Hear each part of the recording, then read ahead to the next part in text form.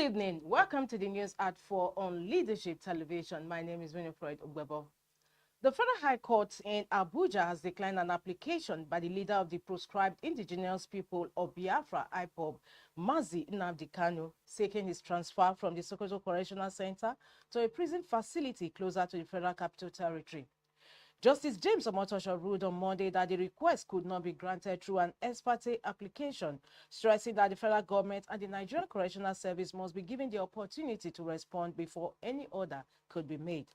Kanu, who was convicted of terrorism-related offenses on November 20 and sentenced to life imprisonment, was transferred to Sokoto after the court ruled that the Kuje Custodial Center was not suitable for him.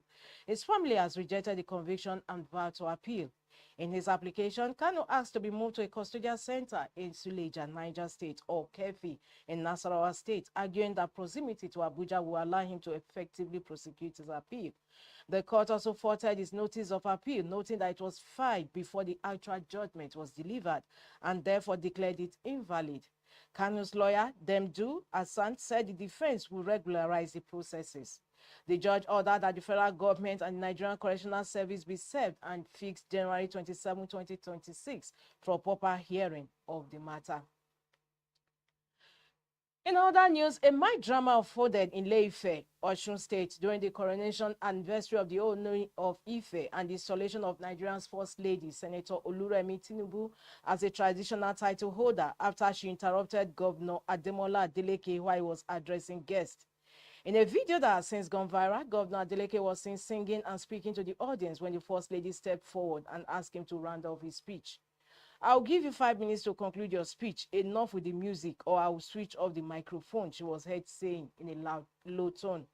The brief exchange drew mixed reactions from guests at the ceremony, with some appearing amused and others visibly surprised. The event marked the 10th coronation anniversary of the Ooni of Ife, Oba Adeyeye Ogunwusi, and was attended by traditional rulers, political leaders, and dignitaries from across the southwest and beyond. Despite the moment, the ceremony continued without further disruption. In other developments, the National Information Technology Development Agency, NITDA, has issued a cybersecurity advisory warning Nigerians about new vulnerabilities in ChatGPT that could expose users to data leakage and cyber attacks. The warning was released by the agency's Computer Emergency Readiness and Response Team, CERRT.ng, amid growing concerns about the interaction of artificial intelligence tools with unsafe web content. According to the advisory, researchers identified 7 vulnerabilities affecting GPT-40 and GPT-5 models.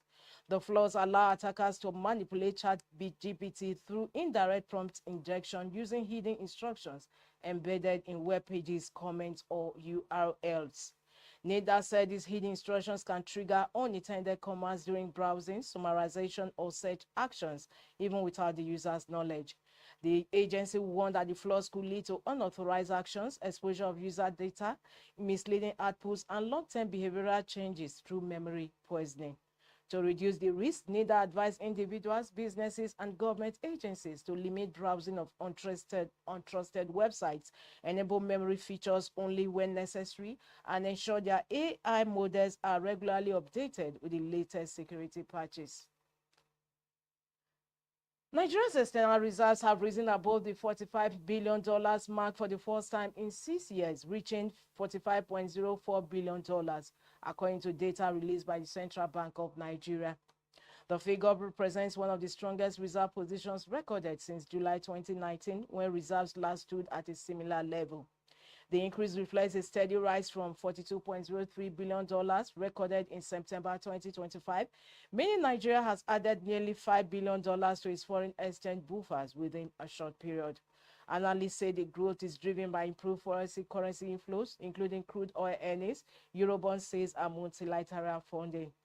Data shows the reserves opened November at $43.26 billion, crossed $44 billion by mid-month, and closed the month at $44.67 billion before finally surpassing $45 billion in early December. Economists say the stronger reserve position boosts the central bank's capacity to manage exchange rate pressures and strengthens investor confidence in the Nigerian economy. And now sports. Nigeria's international friendly match against Egypt has been postponed following FIFA's decision to allow clubs retain their players until December 15, 2025, ahead of the Africa Cup of Nations in Morocco. The match, originally scheduled for Sunday, December 14 in Cairo, has now been moved to Tuesday, December 16. The Nigerian Football Federation confirmed the new date in a statement issued by its Director of Communications, Dr. Ademola Olajire. The match has also been reclassified as a practice game, allowing the two teams to make more than the usual 5 substitutions. Kickoff is set for 8 p.m. Egypt time, which is 7 p.m. in Nigeria at the Cairo Stadium. Nigeria, who are 3-time AFCON champions, will compete in Group C alongside Tunisia, Uganda, and Tanzania.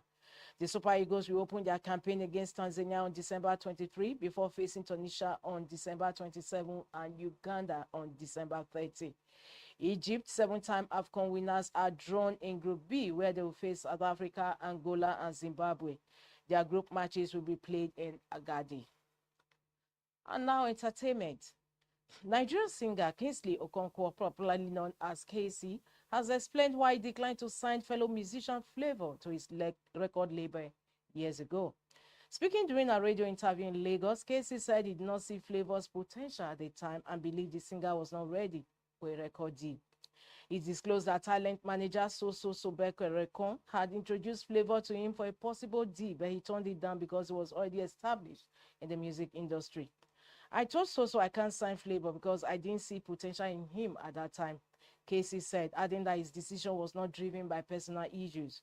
The singer also spoke about long-standing rumors of a rift between them, stating that he does not fully understand why Flavour has issues with him. Casey said some colleagues have underestimated his talent because of his quiet nature, but insisted that time has always proven his critics wrong. With that, we conclude the news at 4 on Leadership Television. For more, log into www.leadership.ng. Don't forget to follow us on all our social media handles. Thanks for joining us. Thank you for watching. For sponsorship and advert placements, please contact 080-3688-6158. Last Word Leadership Podcast.